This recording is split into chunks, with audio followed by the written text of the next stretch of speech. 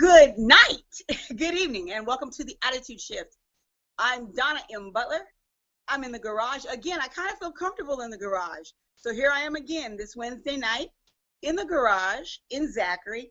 The vet's in front of me tonight. I actually am going to prop my feet on the back of the vet and enjoy this humid Louisiana night. But I couldn't do it or do the show without the lovely, wearing a really nice blue scarf to match her beautiful eyes, my co-hostess and dear friend, Sister Link, Siobhan Shaw. Hey, babes. Hey, how's it going? Thank you very much. I found my scarf today in my storage room in a suitcase full of junk. Do you know how many clothes I have? A lot. And I forgot I had this, and I actually really like it. It's very pretty. I like it. I like it a lot. And it's playing with your eyes tonight. Well, and I was too lazy to actually change my shirt because I know that a white t-shirt is probably not the best thing to wear on camera. So, oh well. Oh, well, that's right. I'm on my exercise ball, so I'm like on bouncy ball, and it's really fun. You're on your ball again. On the ball. I love it. We are on the ball tonight. Another Wednesday night. Another night to shift our attitudes, to do that good old self-awareness trick and let us see things with a little light on the subject and help us to get over the hump week, not just over the week, but, you know, a little further down the road as we, you know, do our thing. It's what we do on Wednesday night. It's what we do best. So tell me, what's going on in your world? I have some bugs like flying past my head. So you know how I am about bugs. So, you know, whatever. Okay, well, I'm actually a little tired today. I need you to rev your engine so you get me excited and get me going. And the reason I'm tired is because I've been watching video upon video upon video upon video of us and our friend Tara Kennedy Klein, our partner in crime, as we put together a pitch for NBC, which is, oh, it's a little bit daunting, but we have until the end of June. And we just keep redoing stuff and then we get more ideas, so we're throwing stuff in, and I get to do the video editing, and it takes time, and I think you're looking at the screen and you get sort of tired and lethargic after a while, so I need you to pump me up and I need you to get us going.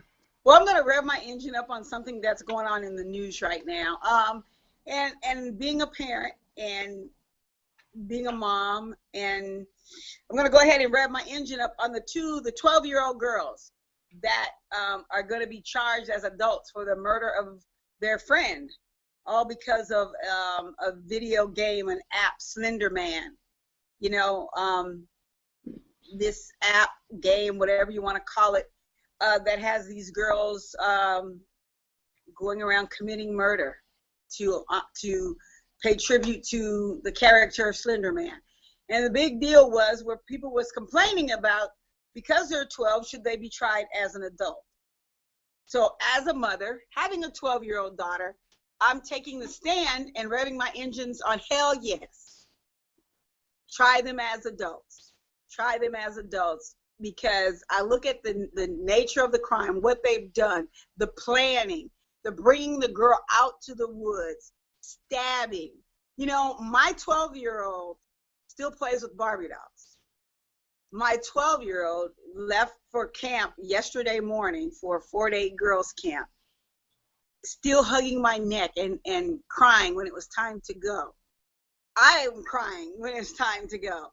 And so when I look at these 12-year-olds and think that they successfully carried out the plan to drag their friend into the woods and stab her. I think they said 19 times, or you know, I could be wrong, but that's not the point. The point is trying them as adults.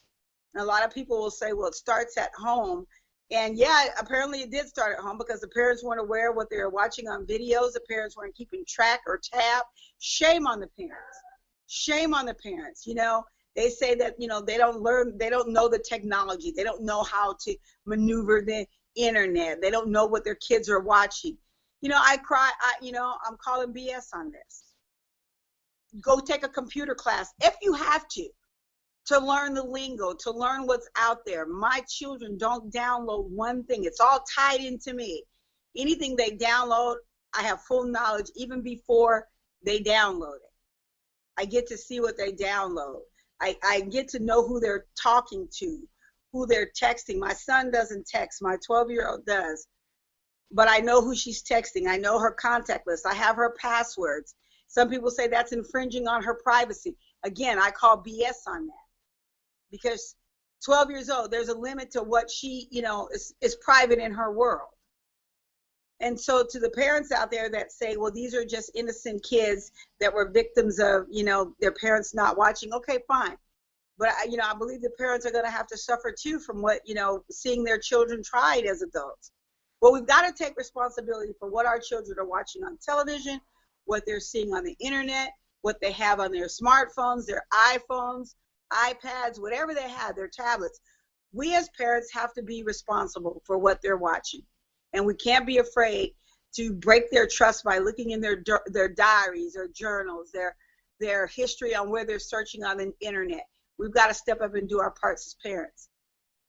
Well, when I was a kid, I couldn't tell you this for a fact, but I would assume that my mother went through my drawers looking for drugs, Playboy magazines, Playgirl magazines, trouble, right? Chocolate bars, who knows? Right. But the thing is, we didn't have this technology back then, so we didn't have the same level of danger right inside our homes. That's right, we did not. Today, the kids have the internet. They have access to the entire world. And I think that parents do have to change the way they play the game. And if they use it as an excuse and say, oh, it's the technology, I don't know how to use it. Right. Yeah, I would call BS on that as well, because there must be even people in your community that charge to come and set up your computers and your kids' computers and how to track. They got nanny cams. I mean, give me a break. You're right. And sometimes you can go to your local library sometimes and get some tips and some hints. There's ways that you can find out what they're doing. I love how you said there's the nanny cams. There are so many things that you have out there. It's just an excuse. That's another attitude right there. You're putting so much on your child, so much trust at 12 years old, 13 years old, that they're going to get on there and be safe. Why? Because they told us they did. Think about when you were 12. It may not have been the technology now, but think about some of the things that you may have done, behind your parents' back. I shudder to think of some of the things I did. Thankfully, I can't remember, but I did have lunch with a friend of mine that I knew when I was 12 years old the other day, and she has a much better memory than I do, and that worries me. Well, I did. Go ahead. No, go ahead, sweetie.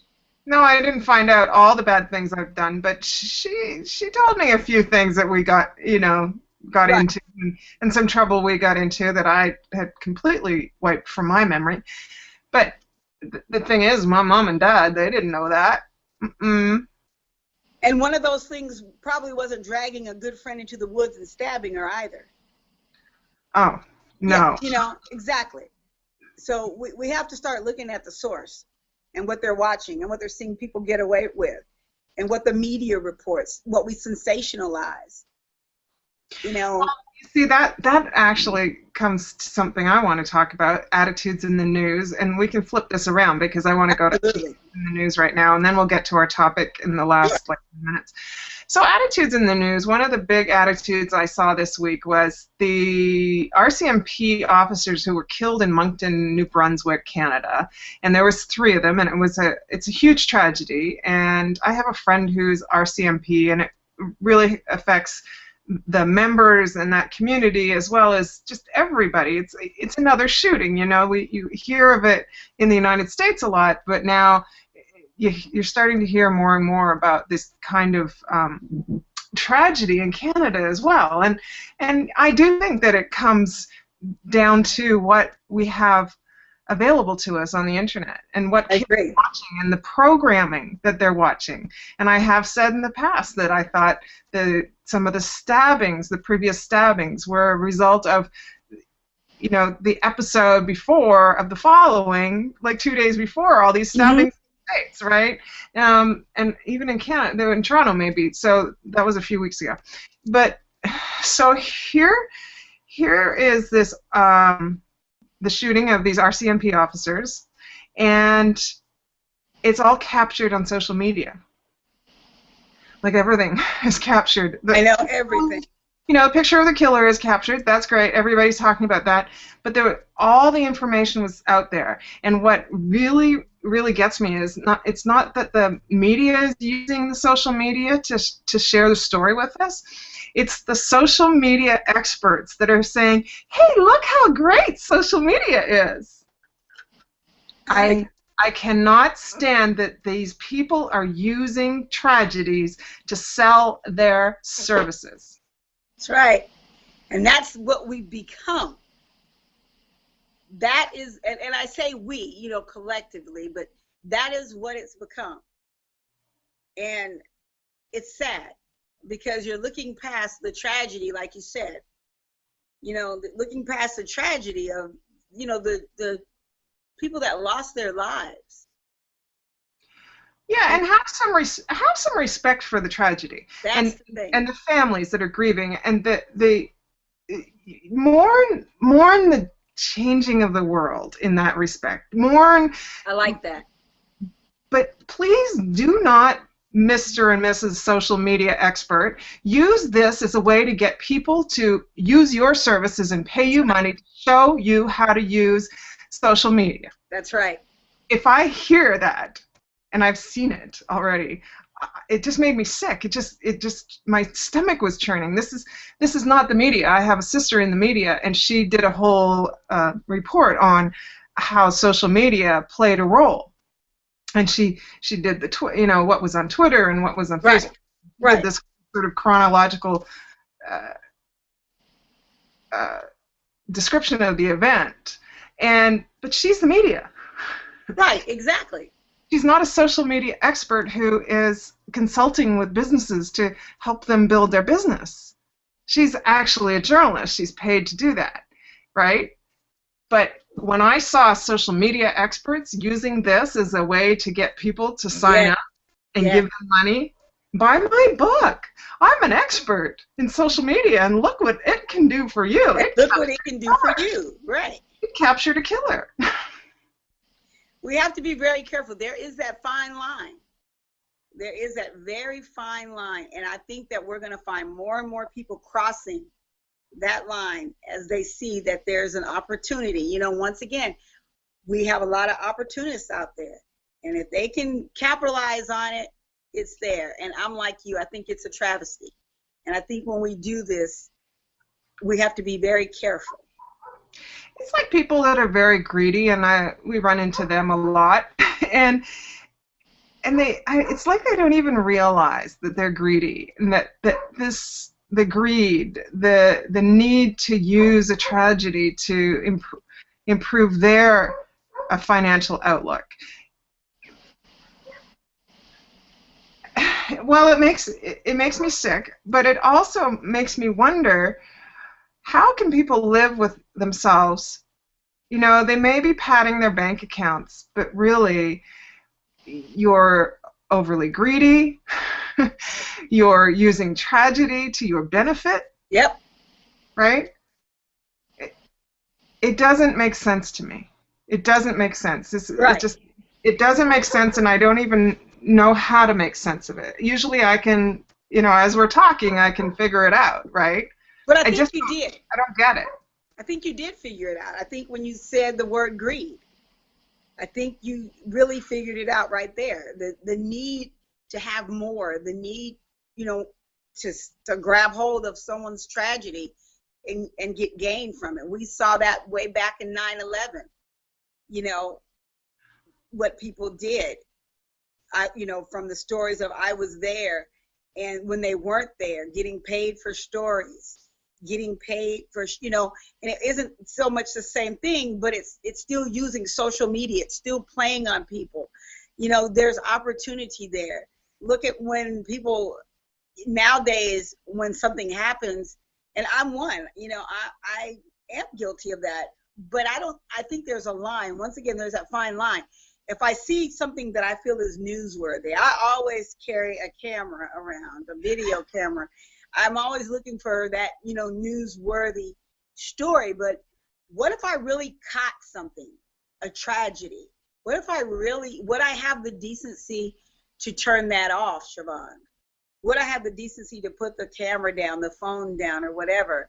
Right. Would I have that, or would I try to look for that money-making shot to, get gain from it? And there's that fine line again that we have to now, as we get more and more technology, it's easier to take these pictures. It's easier to get them to CNN. It's easier to post them on our site. As we start being able to do more and more, that greed is going to come out. Yeah, some of the pictures I saw that were on social media after the shooting, I know, yeah. There's pools of blood on the street where the cops were gunned down, and I just thought, we don't need to see that. We don't need to see that. Don't take those pictures and post them on the internet. Just don't do it.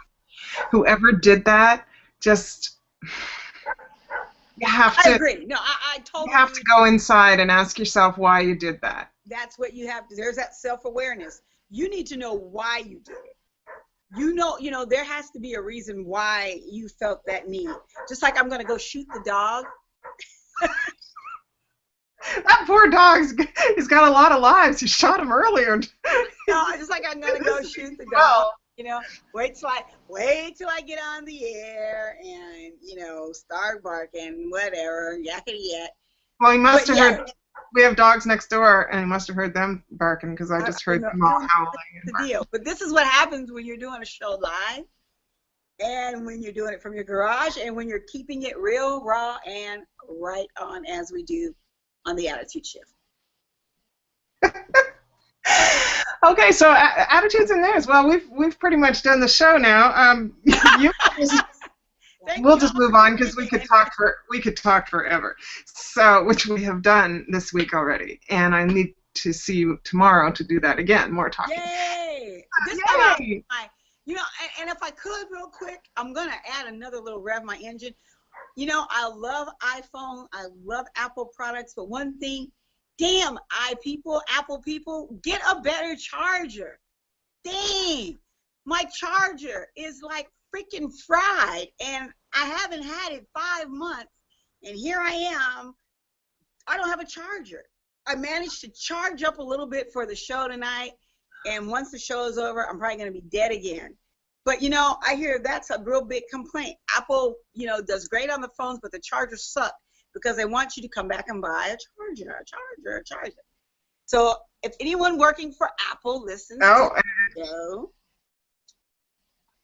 fix the charger, man. Frick. Okay. Can we just have new iPhones, all of us? That would be good. I actually don't have a cell phone, so I'm an anomaly. Anomaly?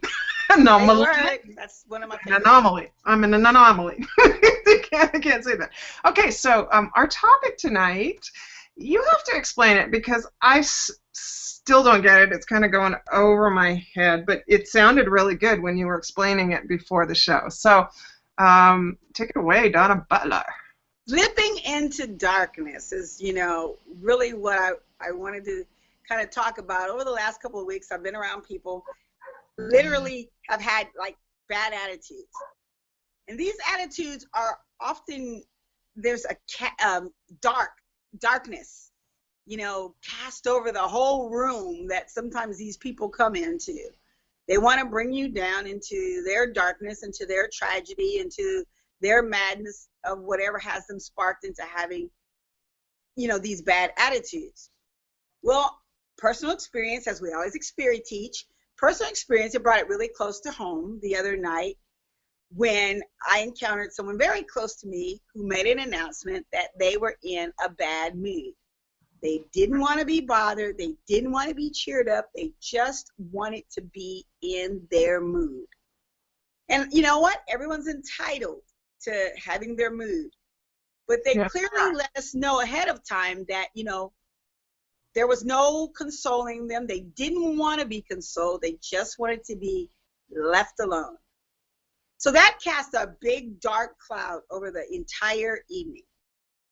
Because you're kind of walking around on eggshells. You want to know what's wrong. You want to know if there's something you can do. But when someone already cuts your toe off before you can even take a foot, to step in and try to help, kind of puts you in the dark and kind of leaves, a cloud hanging over. So I started thinking about our book. And in our book, we talk about our high beams. And the name of our book is? Journey of the Soul Car. You can find it on our Facebook page, Journey of the Soul Car, or you can find it at theattitudeshift.com. Journey of the Soul Car. So in the book, we talk about high beams. And what do we use our high beams for? We use our high beams when it's really dark, really foggy, and we need to see further up the road. We need to make sure we can see. So that's what I came up with, during the course of the night. It was that dark attitude, and I didn't want to be there. So I put on my high beams and kind of put some light in the house, told a couple of jokes, which they didn't find funny. But I boosted my surroundings. Right. I put on those high beams, and I boosted my surroundings. I smiled. I laughed. There were some people around me that were feeling the effects of the darkness, that they were glad that, that I was doing what I was doing, trying to make the mood lighter, trying to, make the situation better. The person that I'm referring to, my husband. There's no secret to the butler. No, my husband. The next day, he even said to me, your joke was funny. I just didn't want to laugh because I wanted to stay where I was in my dark place. Okay, so my question is he, when he came home and he announced to the family that he was in this dark place, and so then this cloak of darkness descended on the house, right? Pretty much. Did he leave? Did he leave or go lock himself in his bedroom? No, see, that was the night, thing. or did he sit there in the middle of the living room and let this cloud? It lingered everywhere. It lingered everywhere. He put it everywhere because, like I said, you're in that place, and I feel that you're aware you're in that place, and the old adage, misery loves company, So I'm gonna make everybody feel like this. I'm not just going to go and close myself off, that's the logical thing to do. It's just go and close yourself off. Go to bed. Right. I don't care if it's 3 o'clock in the afternoon. If you can't get out of your funk, go to bed and turn off all the lights and just stay there till the morning. If you have to order in pizza, do it. But just don't come out and infect the rest of the household. Right. Don't walk from room to room and go, my day was so hard. Oh, you don't know. Don't do that. Allow those that have some type of light to let it shine. And don't be afraid to get under it, and catch some of those rays. And so that's kind of like what I wanted to talk about. I mean, I use our analogy because that was the way I felt. It felt like a cloud of darkness just zoomed in on all of us. We were having a great day, and all of a sudden one person can come in and just put that, that haze over all of us. And so it was kind of disappointing. But to hear the next day that, yeah, your joke was funny, I just didn't want to give in. I hope you stopped him.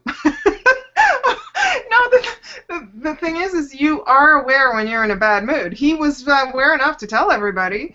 Exactly. Right? So just go away and, get out of your bad mood. And if you need to, for whatever reason, stay in your bad mood, if it makes you feel better, go ahead and do it. Just don't do it around people, because I think it's being very selfish. Sorry, I'm playing with my tie. I think it's very selfish. I'm thinking I'm on radio, which is what I would be doing. I'd just be like looking around, playing with my toys. So I forget I'm on camera now. I think it's really selfish for people to infect the group, the family, with their mood. I agree. And a negative mood. I bring on the positive moods, and you know, we all get into little moods, or I have little snits. I'm a snitty kind of person. Like I can, you know, if things aren't going my way, I get all flustered, but I catch that. Right. I catch myself now, and I work at stopping it, and then I try to turn it around, or I just let the other people, if they, you know, if they say something funny, I'll catch myself and laugh with them. I won't get right. You know, exactly.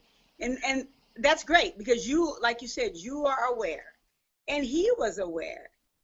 And I know a lot of other people that do the same thing, that they are totally aware of, you know, that mood, but because they don't know how to snap out with that quickness, you know, they wallow. Yeah, you're not a teenage girl anymore, Ivy. Do you know? Not that Ivy was ever a teenage girl. Right. But I know what you're not a teenager anymore, Ivy. Right? Right.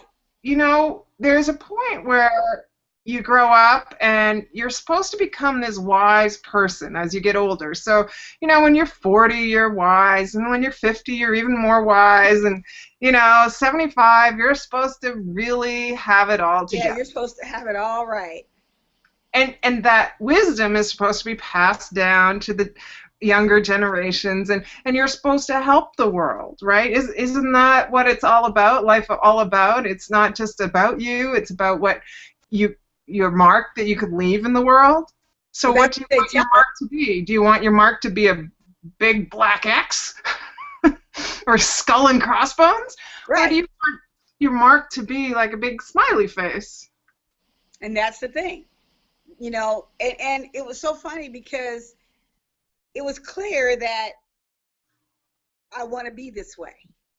So let me be this way. But the next day, it was like, you know, I'm sorry. He did apologize. He did. And he did, you know, when he told me my joke was funny, he just didn't want to give in. And so we talked a little bit about, you know, why didn't you want to give in? And he simply said that because he wanted that moment. He felt he earned that anger. And it wasn't even at us. It would happen at work. It happened the last... People at work. Don't be angry. The last hour of people you work. love. The people that are looking after you, the people that are putting the dinner on the table, don't bring it home to them. The last hour. So we have to learn how to do that, you know, and that is true. I don't mind someone being mad. You know, I don't. I don't mind you having face-offs with people, because we all get that way. We all have that in our lives. But just like you said, when you're bringing it into a place where your family is, when you're bringing it into a place where you know the mood is upbeat and good, because we try that way, you know, every evening as a mom and as a wife, that's what I try to do. I try to make those surroundings when he comes home really good. But it's hard, and I hate using that word but, because it always means to me that you have an excuse coming afterwards. And I was just about to make an excuse for myself. I was just about to say, but when you come home being an ass, expect one back. And that's childish too. And That's why I tried to, and I didn't try, I succeeded in keeping the mood light, and using that word light, keeping the light going, keeping my children happy, keeping, you know, continuing on, even when that dark cloud, you know, was, you know, floating over the top of us. So that's something that we have to learn how to do. We really, really do. We have to learn how to kick that darkness from that attitude out. Well, I think being aware of it and making a commitment to become the wise one. I like the wise one. Not the, what rhymes with wise? Oh, let's see. Oh, here comes a pitch. Here comes bing, bing, bing, bing, bing, hit the pitch button. It's what we do when we put together pitches. We get on Google and we just talk it out. We talk it out, and then things come out, and it's hilariously funny. And I hope you guys will call NBC and tell them to watch for our pitch, because we're pretty excited that we're going to be able We to. are. But, even that, and I'm going to say you have to find things, and this is a great segue, as always. You have to find things that brings light into your world when you're feeling that way. And one of the things you just said, I thought about our pitch session, the little bit we had today, but the great one we had the other day. I can sit there and think about things like that and laugh and think about the good things in my life instead of worrying about those yahoos that I'm arguing with, at work, at the supermarket, whatever, the guy with road rage. You've got to take yourself out of those spaces. You've got to all I have to do is come in, plug my headphones in, turn on the latest version of our pitch video, and I'll laugh my head off, and that'll take me out of any mood or away from any mood that I could be associated with. That's great. That's what you have to do. I think that's what he could have done, when he came in. I mean, he has 2 great kids sitting there, a decent enough home, a fantastic wife.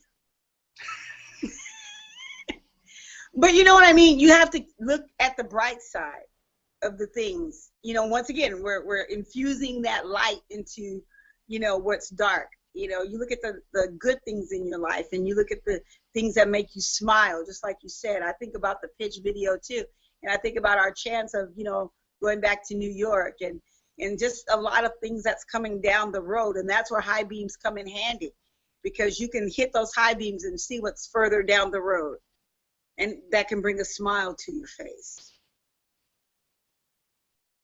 And you're locked on Frozen. And Siobhan is frozen. And I hope that doesn't cut me off from talking. But if it doesn't, that's exactly what we're talking about on the attitude shift. Shifting your attitude and finding the things that can help you have a more positive life, that can give you light in your life, and can help you break the norm. That's what we're all about. Busting out of the norm and doing things in a different way, in a positive way. We see enough negative in the world. It's great to have, something positive that you can look forward to or that you can share. Kind of like how we do every Wednesday night, 9:30 p.m. Central Time on the Attitude Shift. I don't know if I'm losing her or if I've lost her. You, Siobhan. See, I don't let it get dark. I just keep on going. And that's what we want you to do. We want you to keep on going and keep joining us every Wednesday night on The Attitude Shift. And like us on Facebook, The Attitude Shift. You can visit our website, theattitudeshift.com. Check out our book, Journey of the Soul Car.